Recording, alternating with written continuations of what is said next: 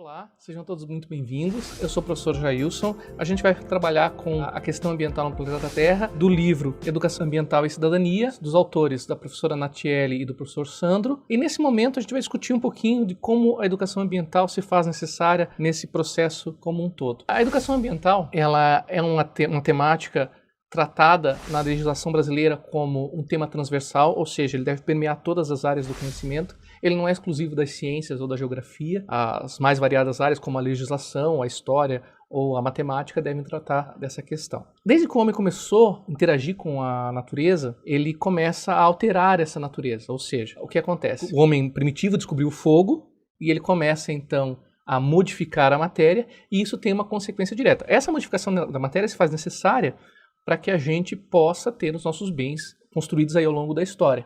Mas a consequência fundamental disso são os impactos provocados no meio ambiente. Eu vou começar citando um exemplo aqui na aula de vocês, que está no livro Educação e Cidadania, são os Asinazes. É uma civilização que cresceu na região dos Estados Unidos, numa região meio oeste dos Estados Unidos. Foram encontradas as ruínas, a foto das ruínas que está no livro de vocês, ela está aqui. Essa foto das ruínas aqui mostra, aqui está, só para você ter ideia da proporção, aqui isso aqui é uma janelinha, só para você ter ideia da proporção, do tamanho que é isso, ó. Isso aqui é a avenida principal, aonde eles conviviam ali, e essa região, hoje, eu tenho um mapa da região atual, ela está totalmente desertificada. Só que nessas ruínas aqui, foram encontradas também, nesses poços aqui, ó, foram encontrados também restos de madeira.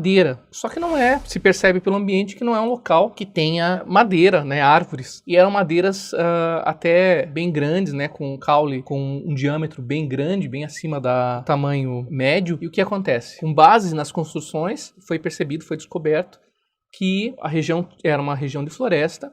Os antigos homens, os homens primitivos, eles desmataram a região para construir as suas casas, e isso levou à desertificação. Então, ou seja, o trabalho do homem causou um impacto ambiental de grandes proporções aí, né? Pensar que isso foi aí há menos de 10 mil anos atrás. Então tem um impacto ambiental extremamente grande relacionado ao consumo excessivo de bens de produção. Posso dar outros exemplos que estão no livro de vocês. Um dos exemplos que está lá são a população chamada Moai. Os Moares, né, eles são da Ilha de Páscoa. A Ilha de Páscoa está aqui marcada no meio do Oceano Pacífico. Atualmente essas ilhas pertencem à República do Chile. O Chile aqui, ó, na América do Sul. Mas perceba que elas estão a uma distância muito longe do continente aqui, do continente americano. A população mais próxima aqui seriam essas ilhas aqui, ó, que seriam pertencentes hoje que nós conhecemos como Oceania. Essa população, ela é conhecida aí pelos Moais, né, pelas grandes estátuas aí que estão vendo na imagem de vocês. Essas estátuas, elas foram construídas para representar as tradições dos povos e foram descobertas recentemente. Junto a essas estátuas foram encontrados alguns restos de alimentação, e com isso conseguiu-se caracterizar como a população vivia naquela época. Sabe-se que eles eram pescadores, então foram encontrados barcos, por exemplo. É uma região muito pequena, né, uma ilha muito pequena, mas que chegou a ter 20 mil habitantes. 20 mil habitantes seria uma cidade como, por exemplo, o tamanho de Aparecida em São Paulo ou Barcelos lá no Amazonas, né, só para ter uma proporção aí para comparar. 20 mil habitantes numa região muito pequena, né, então é uma densidade demográfica muito alta. E eles, para sustentar essa população, eles praticavam principalmente a pesca, eles comiam golfinhos. Com isso, eles desmataram toda a ilha e foram encontrados, com o passar do tempo, barcos cada vez menores, porque não tinha madeira suficiente para construir barcos grandes. Pela falta de recursos, eles acabaram praticando canibalismo, comendo a si própria, a própria população. O que acontece? Como não tinha madeira para construir barcos, eles não tinham como sair, não tinham como pescar, e acabavam praticando canibalismo, comendo os próprios moradores. Isso levou à extinção da vida nessa região. Isso é uma consequência, né, do esgotamento dos recursos disponíveis. O processo de esgotamento dos recursos é um processo muito grave, é um processo que pode provocar problemas ambientais aí extremamente graves, em virtude principalmente do planeta possuir recursos finitos. Para a gente discutir um pouquinho sobre isso, eu trouxe um vídeo aqui para vocês. Esse vídeo chama-se A História das Coisas. Tem a referência aqui embaixo da tela. A gente vai assistir um trechinho e depois a gente vai acabar discutindo algumas questões relativas ao vídeo.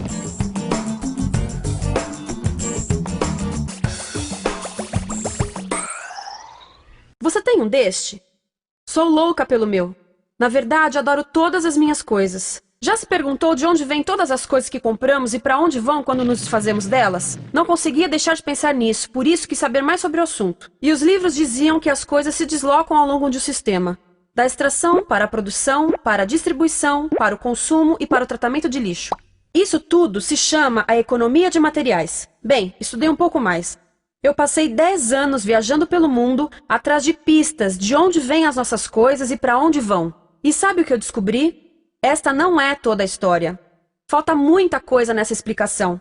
Em primeiro lugar, neste sistema parece que está tudo bem, sem problemas. Mas, na verdade, é um sistema em crise, porque trata-se de um sistema linear. Esse vídeo ali, ela começou falando sobre a história da extração até a produção, a distribuição e depois o descarte, né? Então ela vai discutir toda essa cadeia. É uma cadeia linear, né? E ela vai falar isso no vídeo, e a gente não pode aí pensar num mundo extremamente complexo como o nosso, associado apenas a uma cadeia, a um sistema linear. Os sistemas lineares, eles têm um problema sério que, no final, então, eu vou estar buscando recursos ambientais, vou estar explorando esses recursos ambientais e no final vou estar descartando esses recursos num local, e é tudo isso que a gente vai falar ao longo das próximas aulas aí. Então a gente só está introduzindo um pouquinho esse conceito para vocês. Vale a ideia de assistir o vídeo como um todo, ele pode vir a contribuir muito para o entendimento de vocês. Pensando na questão ambiental, o homem, o crescimento moderno fez com que tivesse alguns problemas associados a esse desenvolvimento linear aí, ó. Ou seja, um sistema linear, ele não é autossustentável. Para ser sustentável, a gente precisa pensar num processo aí de reaproveitamento dos recursos. Por quê? Esse desenvolvimento linear, ele tem como principal causa a redução da biodiversidade aqui, ó. Isso é muito importante, porque se eu estou explorando um determinada região para que eu possa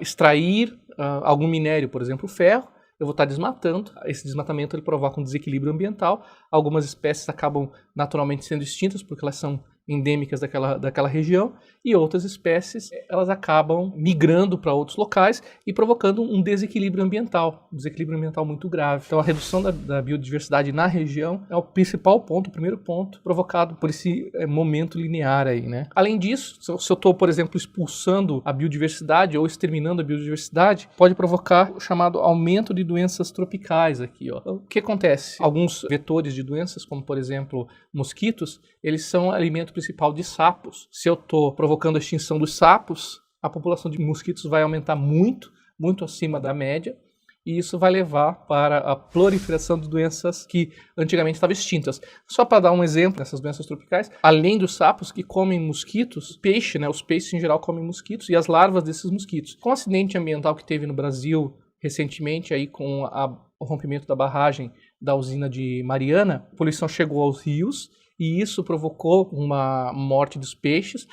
Como eu não tenho mais o predador natural das larvas de moscas, a população de mosquitos, né, aumentou exponencialmente, e isso levou à disseminação da febre amarela, que no Brasil já não tinha mais foco de febre amarela desde 2010, 2012, retornou um problema ambiental associado a esse desenvolvimento linear aí, né? Bom, se eu estou desenvolvendo a sociedade, a consequência fundamental disso aqui é a urbanização aqui, ó. A urbanização consiste aí no aumento das cidades, e com isso as pessoas vão migrar para essas cidades que não têm estrutura para receber essa população. Isso acontece principalmente nas regiões mais pobres, né, na Ásia, na África e na América do Sul. Com isso, as cidades, como não têm essa estrutura para receber, essa população acaba indo morar em regiões de baixa estrutura, como favelas, que não têm o saneamento básico, por exemplo, e causa problemas ambientais muito graves. Além de ser pontuais, né, são problemas que se restringem a regiões onde eles moram. Provoca, por exemplo, a questão da poluição de rios que passam na região. Além disso, para atender essa demanda crescente da população, tem ocorrido aí uma escassez localizada de muitos desses recursos. Por quê? Bom, vamos pensar o seguinte, a gente está associando aí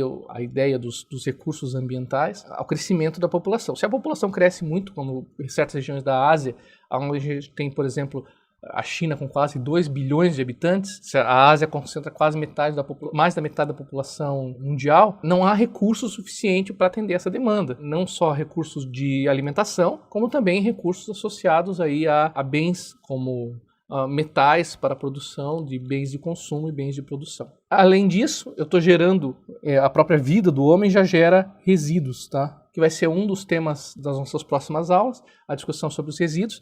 mas esses resíduos, em geral, eles acabam não sendo reciclados, ou seja, tem um problema muito grande associado à disposição final desses resíduos. Então, para deixar claro um pouco dessa ideia, eu trouxe aqui uma frase do pesquisador Fernando Fernandes, que ele diz que não há ato ecologicamente neutro, ou seja, todos nós tornamos o mundo cada dia um pouquinho melhor ou um pouquinho pior com as nossas ações. Isso é muito importante, pensar que as nossas ações têm uma consequência fundamental e essa consequência se deve a esse crescimento populacional. Só para dar uma ideia aqui, eu trouxe o mercado ver o peso, uma foto que eu tirei quando estive lá. Aqui, todos os resíduos gerados pelo mercado. Então, isso aqui não foi gerado pelos moradores, né? A gente tem aqui próximo já alguns comércios, mas esse aqui especificamente são resíduos provocados pelo funcionamento do mercado. Ou seja, o mercado ver o peso, tá? Para quem não conhece, ele é na saída de Belém, próximo já ao Oceano Atlântico. Então é o primeiro porto de saída aí dos produtos produzidos na região norte. A ideia de ver o peso é que antes de ser exportados, eles paravam nesse porto para pesar e a partir do peso determinar a taxa de imposto a ser cobrado sobre esse produto. Depois de cobrado o imposto, ele despachava. Isso era um porto extremamente movimentado na época colonial, Império, depois do Brasil Império, e isso então teve como consequência, se tornou um grande local de movimentação. As pessoas iam lá para comprar produtos. O povo, né, os comerciantes, pensou que poderia se aproveitar disso para construir um mercado de venda de produtos para a população em geral. Só que, como toda ação tem uma consequência, a consequência é que isso gera uma quantidade de lixo muito grande, vários quilos de lixo todos os dias. Então, pensando nisso, a gente tem que associar essa ideia de que é um problema ambiental, e o problema ambiental ele vai estar sempre relacionado a dois fatores, né? O cidadão, e o segundo fator é a legislação. Então, para que eu possa pensar numa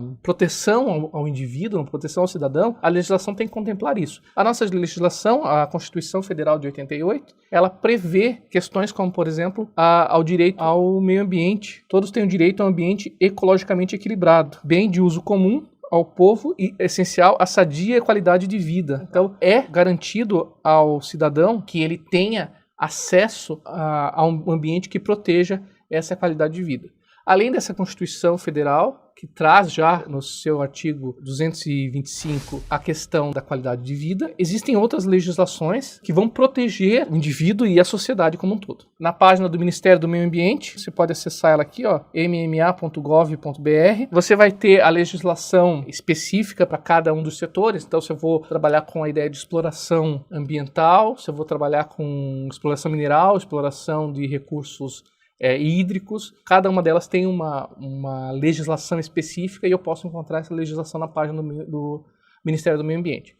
Além disso, não cabe só ao indivíduo isolado, nem só ao governo federal, estadual, municipal, trabalhar com essa temática ambiental, mas também as comunidades unidas em si, elas precisam lutar para que sejam aplicados planos ambientais de melhoria e de preservação, visando a sustentabilidade. Para isso, foi criado a ideia da Agenda 21. Na própria página do Ministério do Meio Ambiente, você vai encontrar lá informações sobre a Agenda 21. A Agenda 21, então, é um documento que pode ser internacional, assinado por vários países, nacional ou local. Em âmbito internacional, nacional, estadual, quem determina, e municipal também, né, quem determina são os próprios governos. Porém, no âmbito local, na sociedade em que eu vivo, há a necessidade da criação de uma Agenda 21 local. E no site do Ministério do Meio Ambiente, você vai encontrar lá o programa da Agenda 21 local, o passo a passo de como construir essa Agenda 21. Bom, esse passo a passo,